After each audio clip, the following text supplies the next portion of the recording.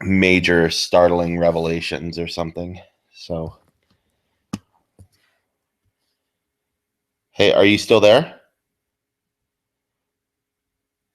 Uh-oh, I lost Mark.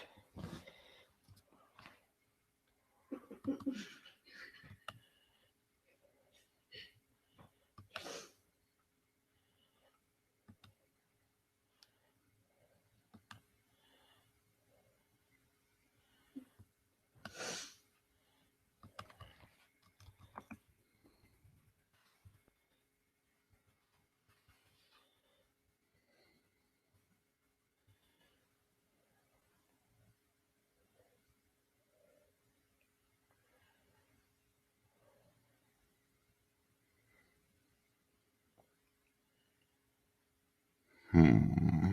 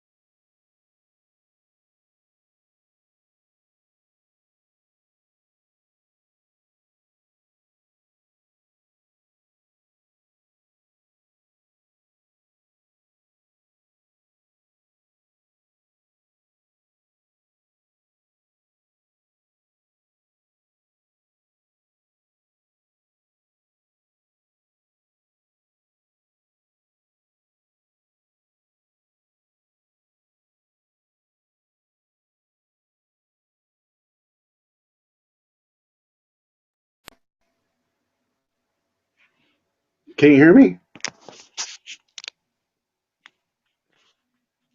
I can't hear you. Yeah, sorry, I had myself muted. Oh, crap. Okay, there we go. Something happened to my laptop. It just decided to die right there. You went Literally the black? second we started to go live. Yeah, no, you went black, and then there was this buzzing sound, and then it wouldn't stop buzzing. So I took the battery out, and now I turned it back on, but it's stuck on the update page. Oh, fun. Whatever. Yay, Technology. Well, I'm glad you're joining me on your phone or whatever. So anyway, but I think we can just power through this thing because man, what an episode this week. Yeah, Um, I have not seen something like this in a really, really long time. And of course, it goes without saying, spoilers. If you haven't seen this episode, well, I don't know. I mean, there's a big spoiler at the end, but um, very this big. whole episode was more about like getting there than about what actually happened, and it just really made. Now, I haven't. I was trying to think of any other episodes like this where it's really just for pretty much the entire time one person, one character, the entire hour long episode talking to himself. Not in recent Who. In new Who, it hasn't happened. I'm trying to remember if it's happened in classic Who. It may have happened, but I'm not too sure because I don't remember every single episode. Oh, There's just way too many of them. sure. But Um, I'm just even trying to think of like TV in general. It's like when we've had such I mean this really goes back to Capaldi and his right, ability to command that presence right, for that entire 53 minutes or whatever it is. I mean, it's just astounding and you can't look away the entire right, time. He's astonishing. right.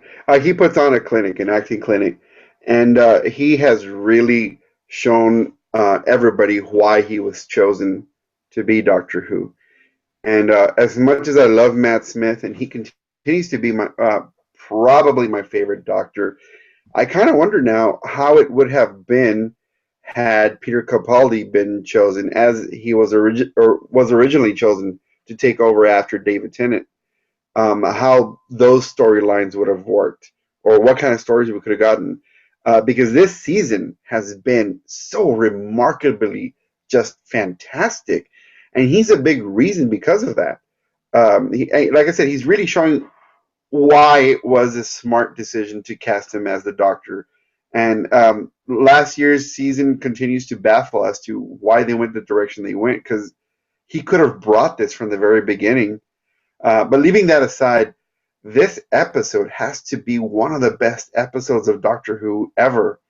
Just so fantastic that he drove this thing by himself. But there is so much that happens in this episode as well.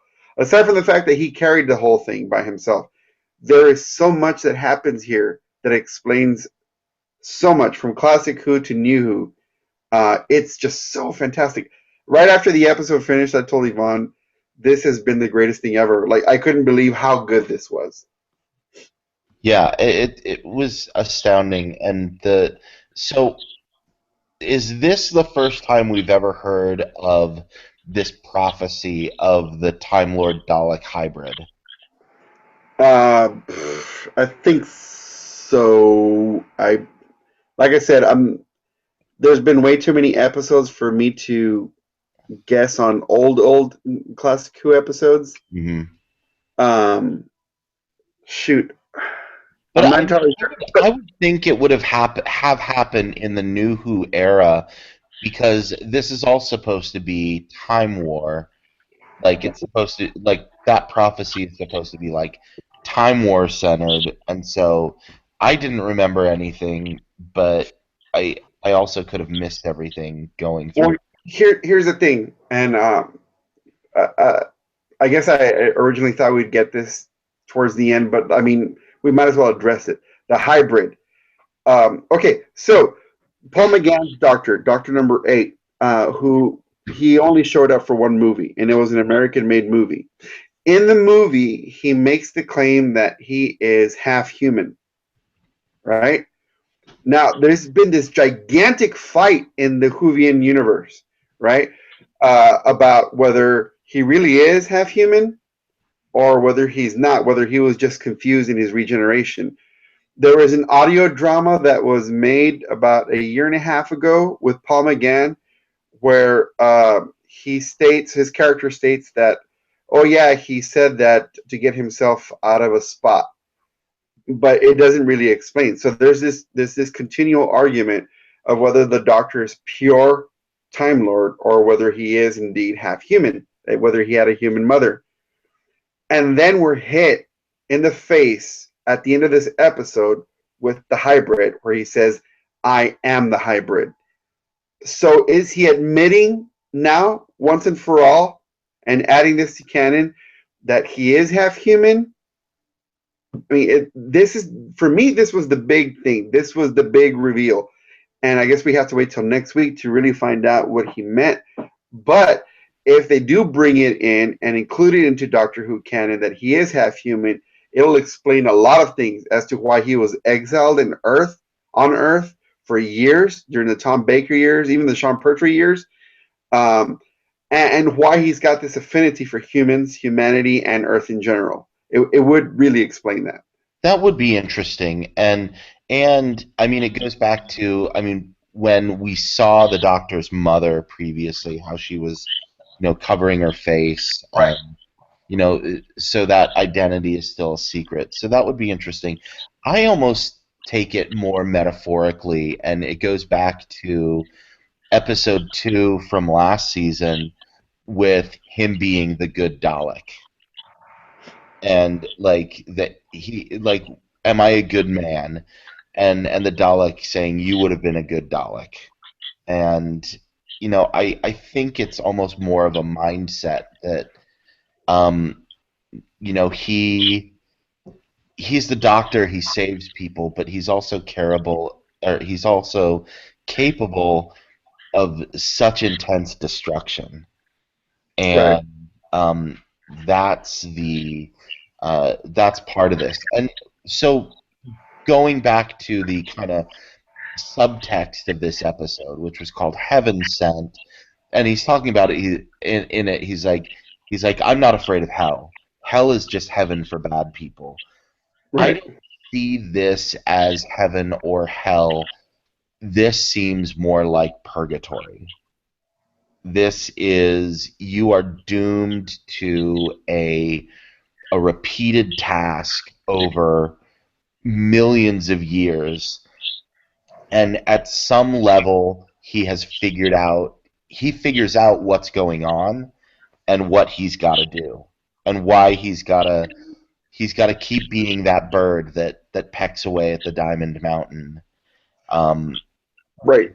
in that eternity.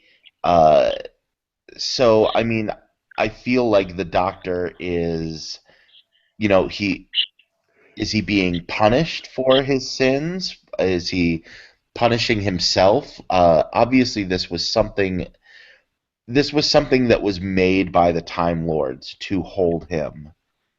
Um, Right. Or a specific tumbler, which I'll get into later on, which is really ooh. big and ties into this.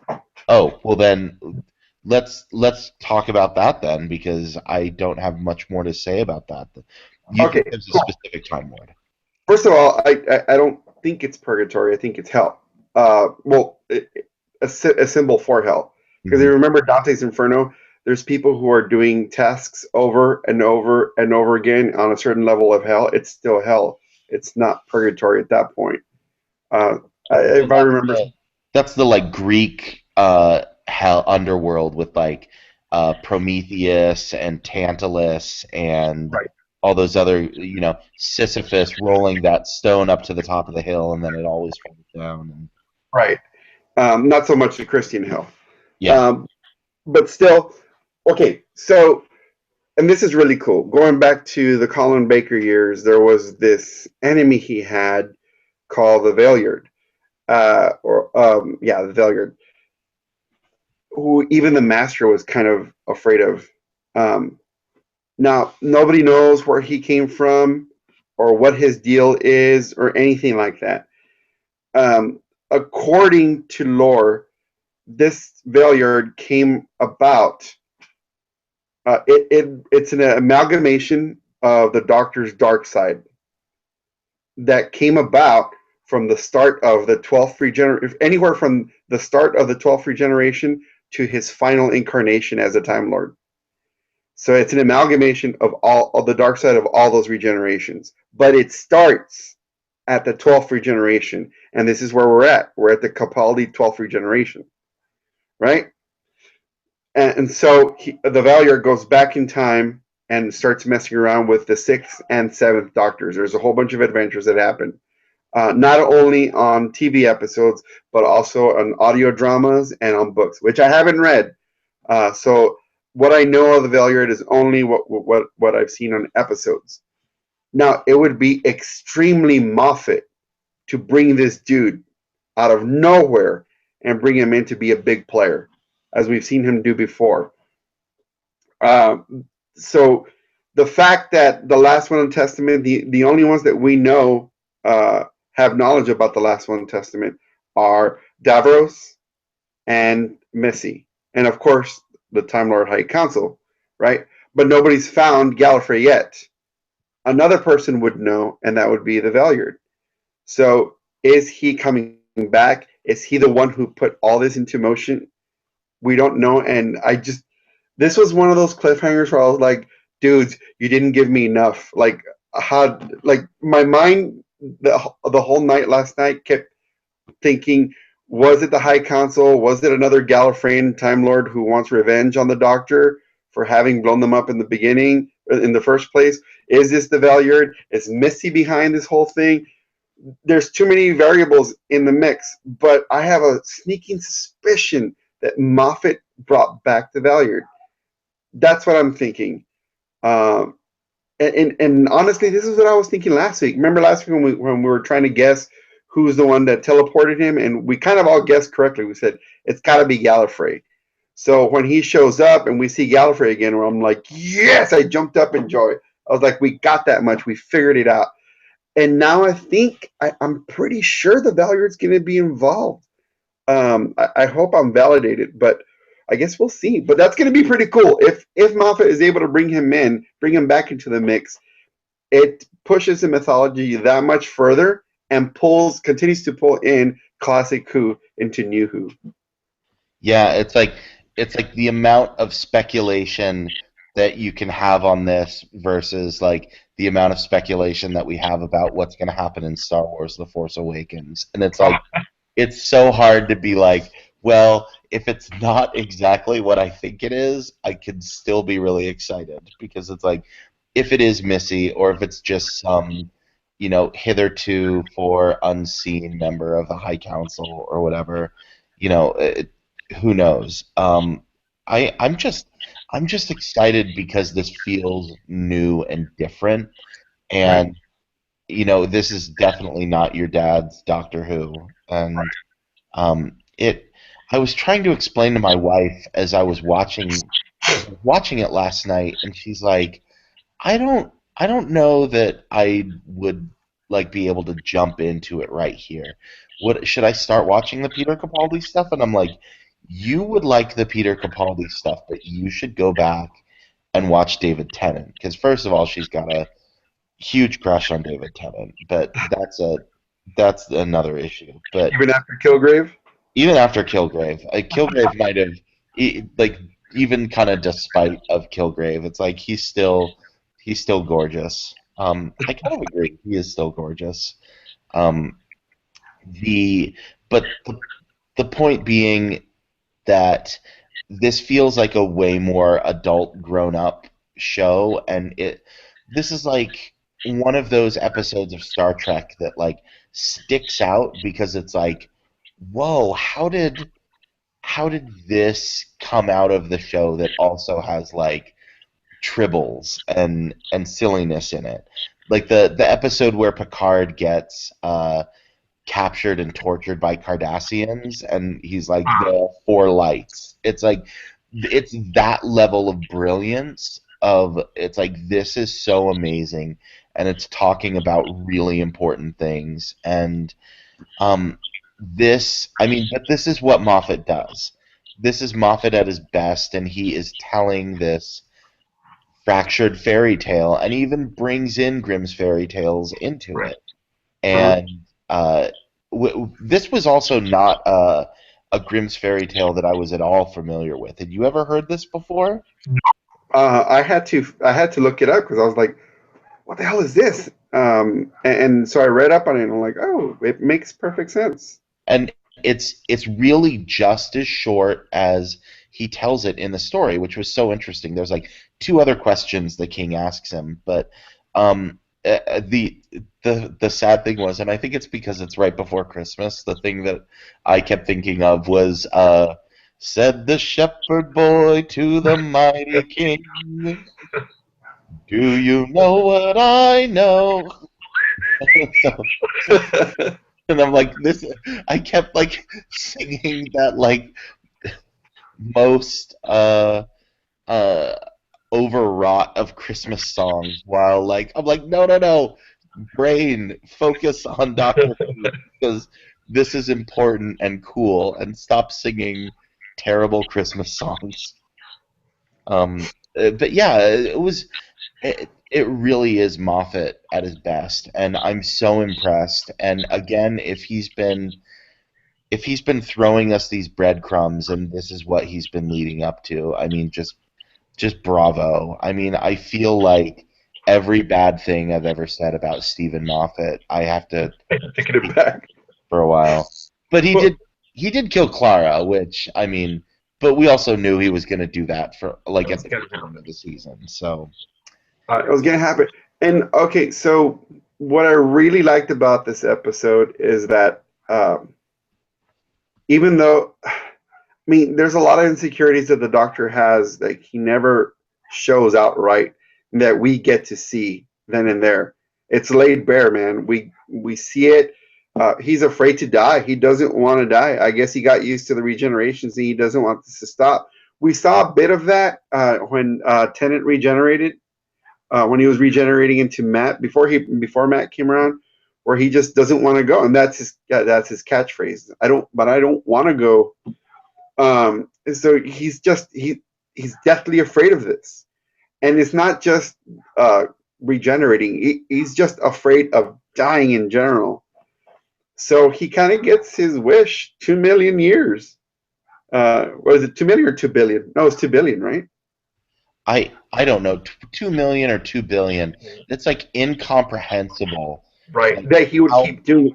But how the many fact, times he had to cycle through this. yeah, the will, and the thing is that the argument that he has with Clara, he's like, I don't want to keep doing this anymore. Like, why do I have to keep doing this? Why can't I just stop for once? I just want to stop. And he knows he can't. It can't happen. As much as he wants to stop 2 billion times, just imagine that 2 billion times that you have to go and punch that wall over and over again. And each time you go through the cycle, you remember more of it and more of it. And no, you have to do this. You have to keep doing this. That would drive me insane, man. Like that would drive me insane after 50 times. I can't imagine doing it 2 billion times. Yeah, and But the fact is, he kept at it. Yeah. so so I want to talk about the like because I'm iffy on the whole like regeneration energy sort of thing. So he he's afraid of dying, but if he were to just regenerate, he'd just regenerate into someone new, right? Or Right. is this him saying like, no, actually, like, I mean, we think that the witches granted him an entire new set of regenerations. What if they only granted him one regeneration? That's a good, yeah, point. And Right. he knows that this is the last one, or the alternative is that he channels that regenerative energy where he says like all you need for energy is something to burn, and so he uses. I mean, he burns himself up, but he also then channels that regenerative energy into uh, into that machine. Maybe he gave away too much of it to Davros. yeah, to Davros. I mean, it's I don't know enough of like how much of this works, and I feel like it's kind of on weird footing. Like I'd almost like to ask Moffat, like Like where is his regenerative energy? Like what's going on? Well, that thing following him stops the regeneration cycle. It stops him from regenerating. So he's basically in a time loop. I Yeah. think it's like a gigantic time loop, right?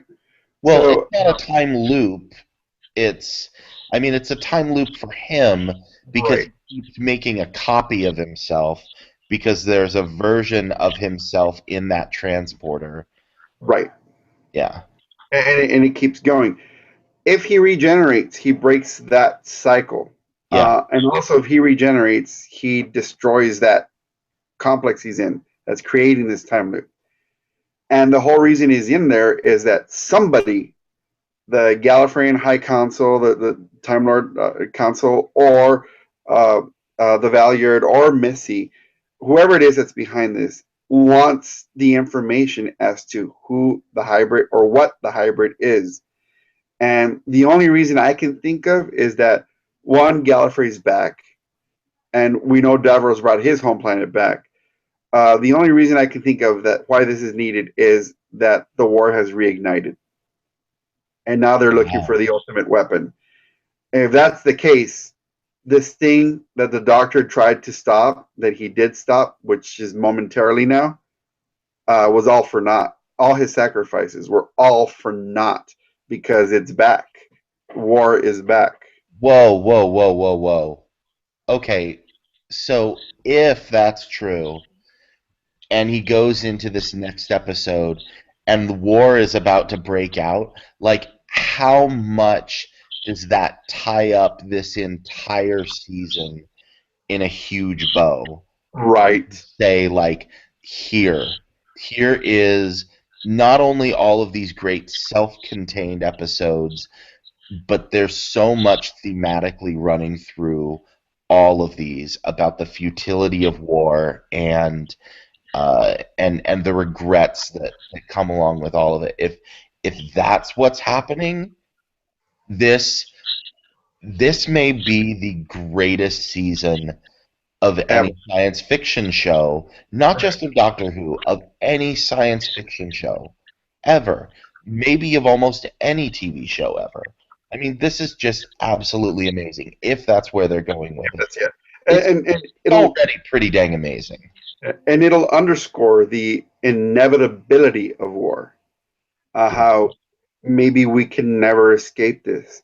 If we look at the universe and we look at the laws of physics and all that, the positive and the negative are always against each other. I mean, this is the way of the universe. This is how life creates itself. There's a positive and negative charge. They go off against each other, and it's constant. This is what makes life possible in our universe. Maybe war is part of that. We can't escape it. It's it doesn't need to happen, but it somehow must happen, and we can't escape it. And not only is that a sad thought, but this sense of helplessness would fall on you when you finally consider that. I think, and I have no idea what this would do to the Doctor. It would break his will, his soul. And I think he's spent so much time trying to fight that, that he's not a warrior and he's trying not to be, but yet here he is again. Right. And wow. Uh, this I don't know. There's so many possibilities here, and I feel I'm just so excited to see where this actually goes. Like I said, I mean, I'm almost as excited for this as I am for Star Wars. Um, Yeah. just because I mean, I've already had like 8, 9 great episodes of Doctor Who already. This would be like I'm really excited for next year's Star Wars after I've seen this one like 12 times or whatever. So, it's it's really really intense and I'm really surprised how few people are on this bandwagon. Like how Doctor Who continues to kind of shed viewership from the Matt Smith and David Tennant days. I don't understand that. But And I think we've already spoke about it before. A large part of it has to do with, you know, the part of the fan base who's in it because the actors were so charismatic and pretty. Unfortunately, in every fan base, you have this.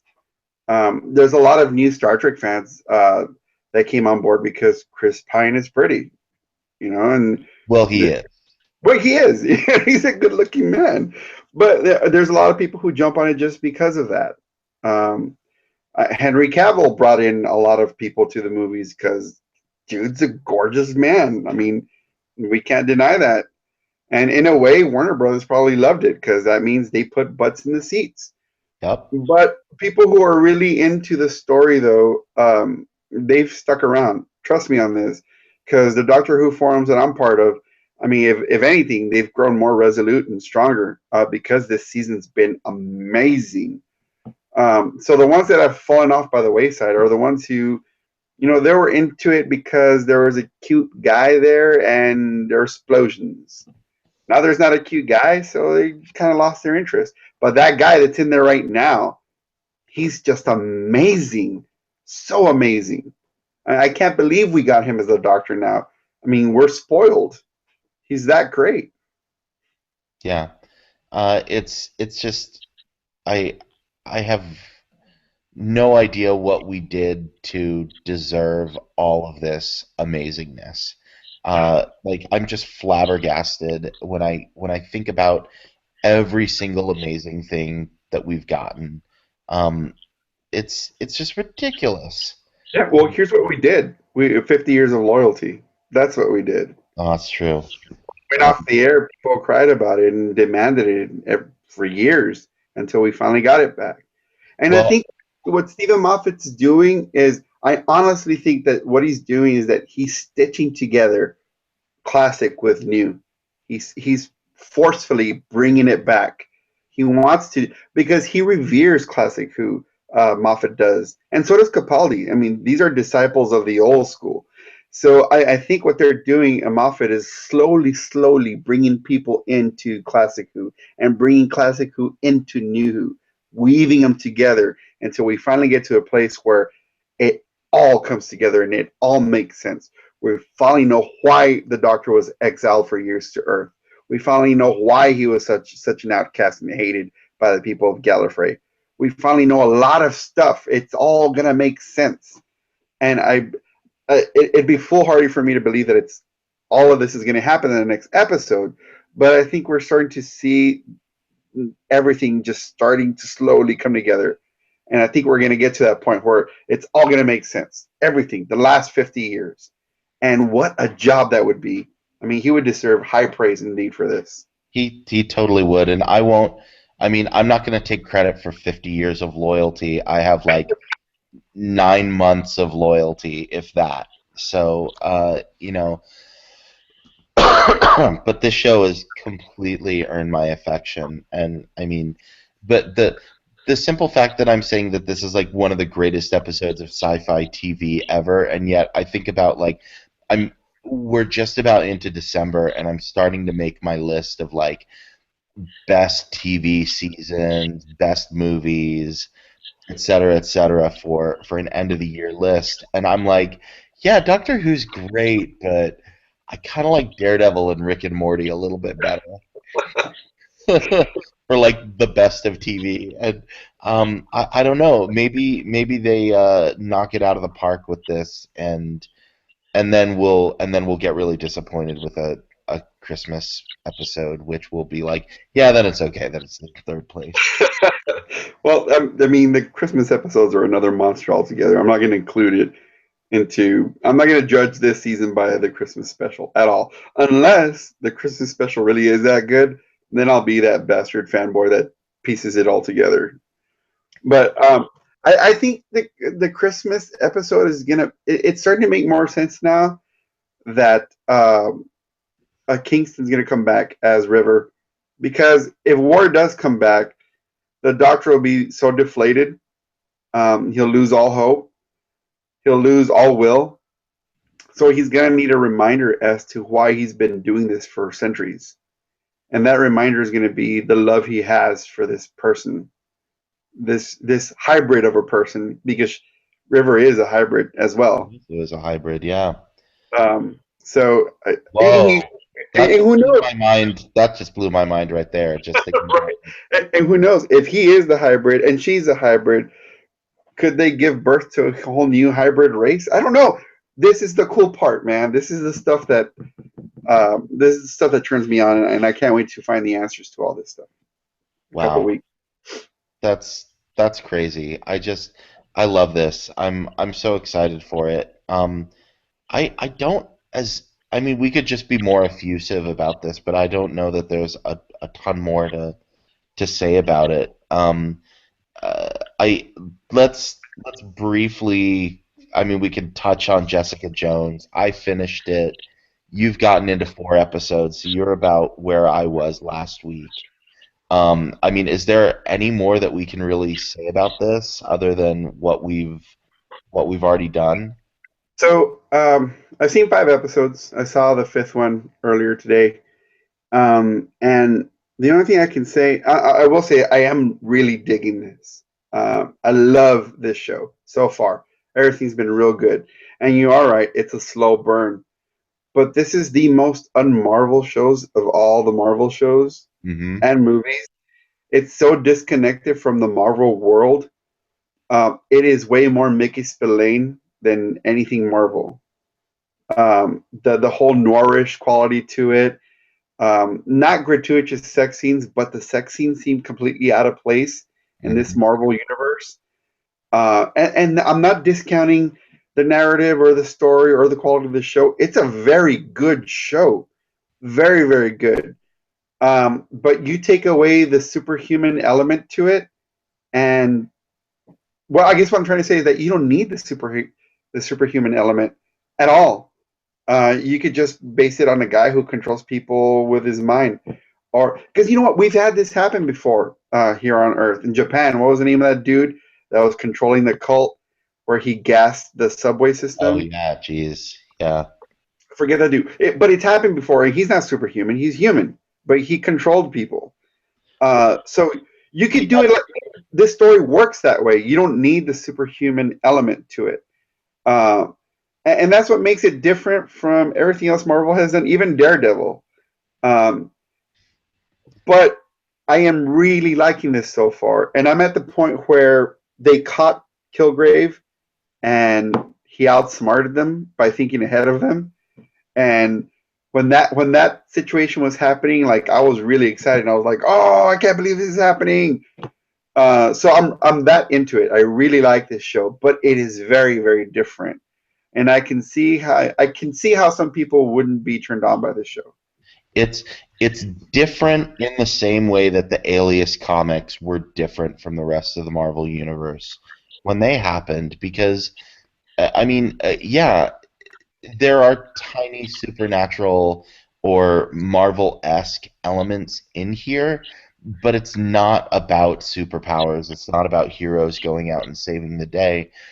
This is a survival drama about a woman trying to, you know, essentially, this is a story about a woman dealing with a horrible rapist stalker and dealing with the trauma of that, and he's still at large Right.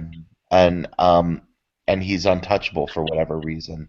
You know, you talk about people, you know, controlling other people with their mind or whatever. I mean, we have people who do that, not even using mind control. I mean, did you see 50 Shades of Grey? Hopefully you didn't. But it's like, hey, can I? Do you mind if I touch you here? No, I don't want you to touch me there.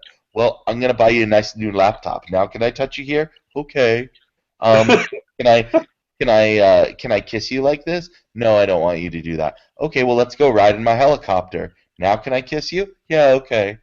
I mean, it's just it's uh, Christian Grey is a horrible, horrible, horrible individual, and the fact that he's using his looks and his money um, to manipulate this girl, it's just awful.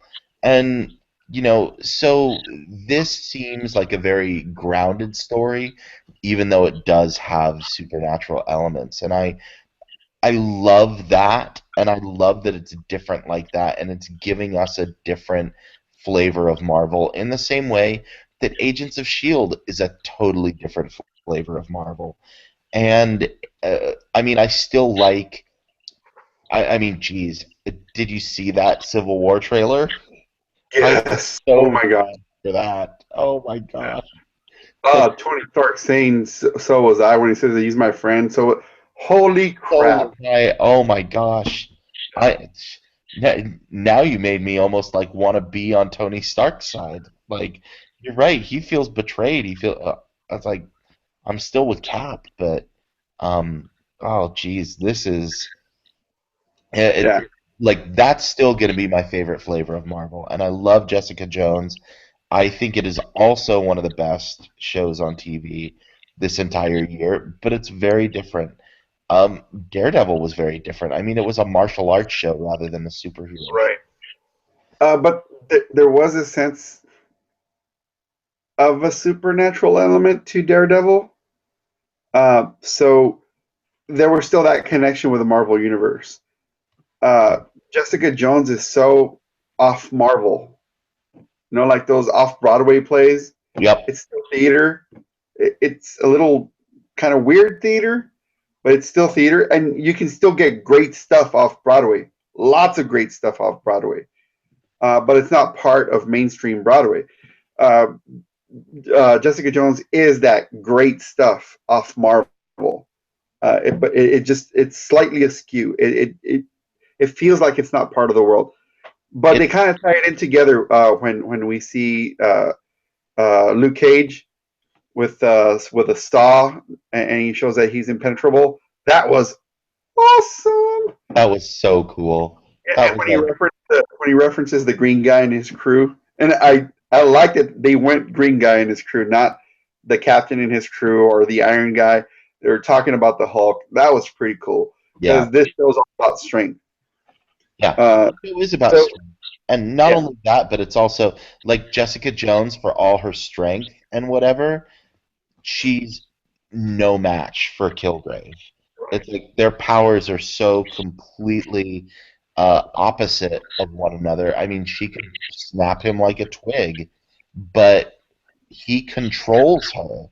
And in the way that, I mean, there are people walking around right now who are survivors of rape and trauma, or even just bad breakups and abusive relationships, where that person controls them even years after the fact. The person could be dead and that trauma still controls them. I think that is the ultimate thing about Jessica Jones, and when you dig deep down in there, um, this is a show about people abusing their power and being abusive, um, and what that wreaks upon people. What that brings. And yeah, Kilgrave is low rent. He's not out trying to like march into the White House and become leader of Australia or something. Or I'm trying to think of like Peter, classic, yeah, classic like super villainy sort of and stuff. that's what villains want. What do I really want to take over? Yeah, Australia's probably where I want to start. Australia. Um, Gotta get them shocks. yeah, no. So, but like if I had Kilgrave's power, I would totally be doing that. I'd be like totally walking into the White House and be like, I want to talk to Barack Obama. Um, well, I wouldn't want to be president, but I'd be like, okay, here's what we're gonna do. You're gonna send me to Syria and the Middle East, and I'm gonna live there for like a year and like figure all this shit out.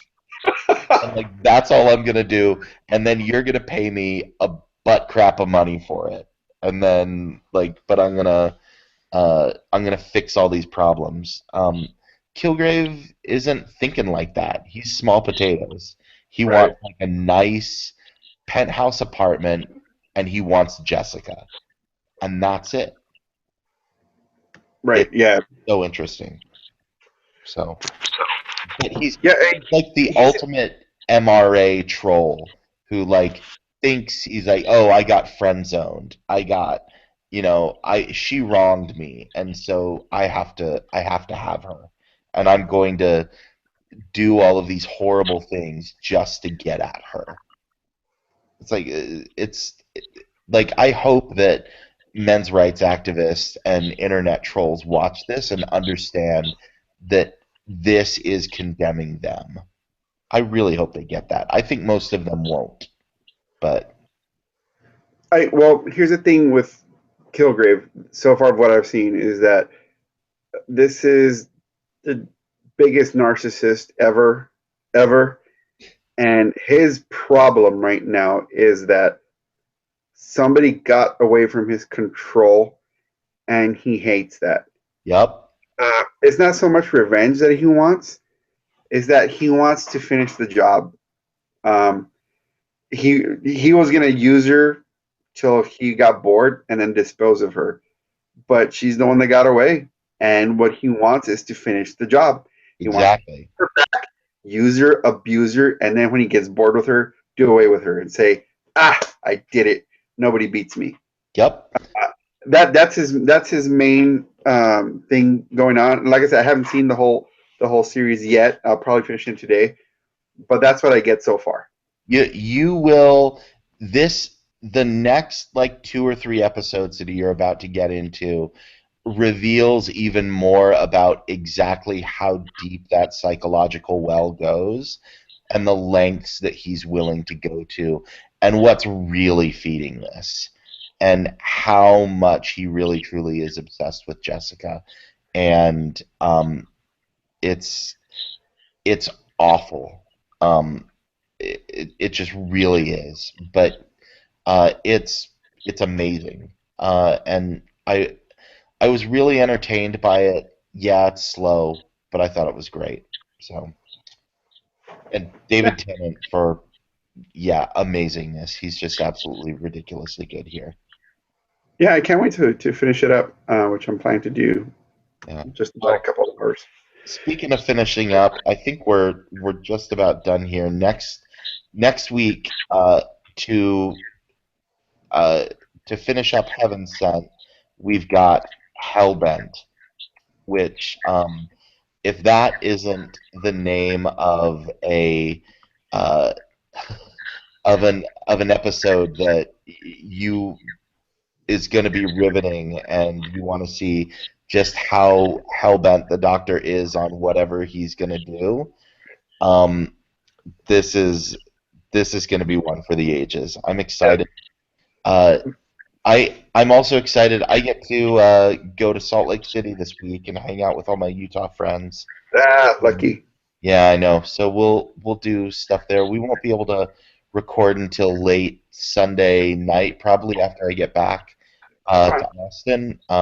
But so our episode might be a little bit delayed next week, but we'll have a lot to say, and then we'll have to figure out what exactly we're gonna do with this podcast through the end of the year and next year. So um, Well, we have Star Wars to talk about. we've got Star Wars to talk about. And we're going to wrap it up with the Christmas special. Yeah. Uh, I mean, there's going to be a whole bunch of nerdery stuff to talk about. And I'm pretty sure we can include that.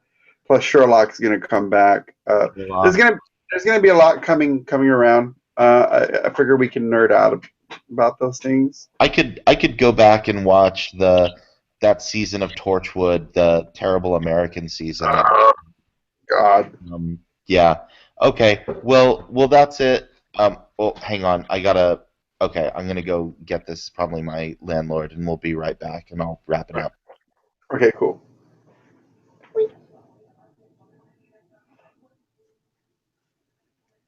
Here you go. Oh, and by the way, Texas is the second biggest state. You said it was third or the fifth. What? Texas is the biggest state. No, second. Second, yeah, Alaska's the biggest. Oh, and I had a question about this one. Oh, and say on your podcast that your dad is very excited to go to Star Wars. So are these two the same or not?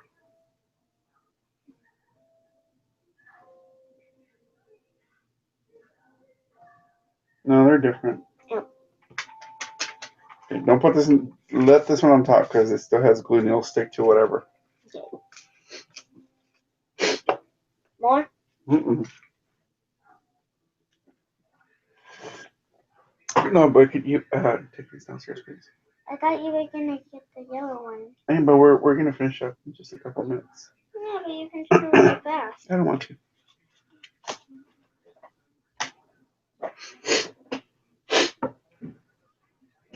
You left some in here. No, don't worry about it.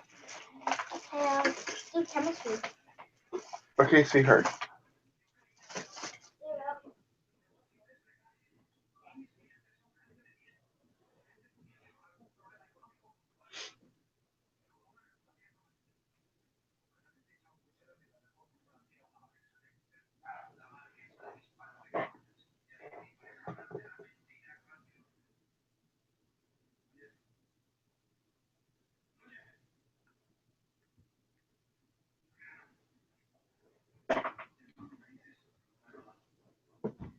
The trash can's downstairs.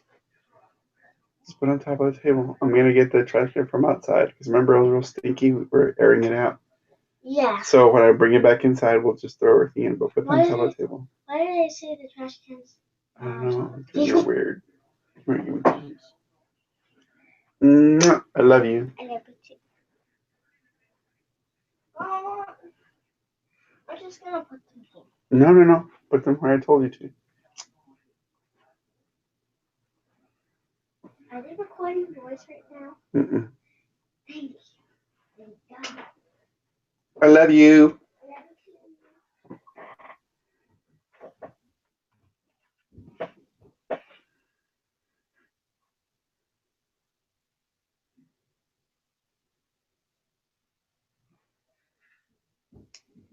too. And I got one more page left. Okay, finish up, my love. Okay, finish up, and then you'll be able to hang out. Wait, can I just be on the podcast? Mm-hmm. No, mama. No, come on. You can tie me. No, mama. Go finish up. Take this. Is it fun to leave it open? No, please close. Hey, what did I say? Close the door. I'm leaving it closed. That's open.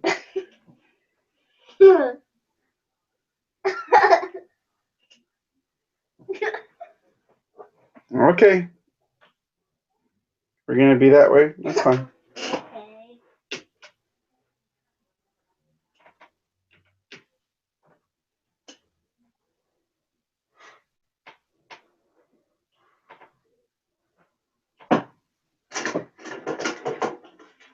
Stop going through my stuff. Close the door.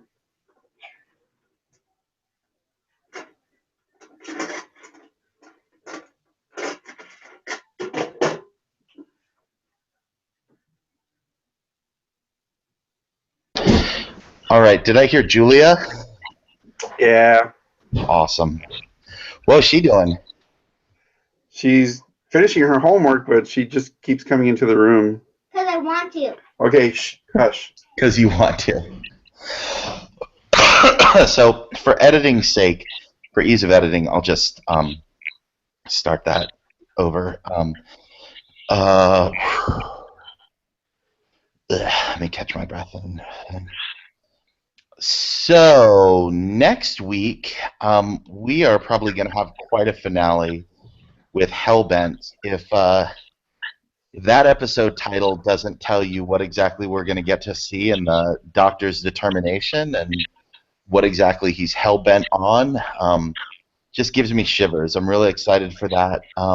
But until then, thanks, Mark, for being here. We miss you, Melissa. We'll catch you again this week, next, and we will see the rest of y'all next time. Next week. And that's over. Cool. You know,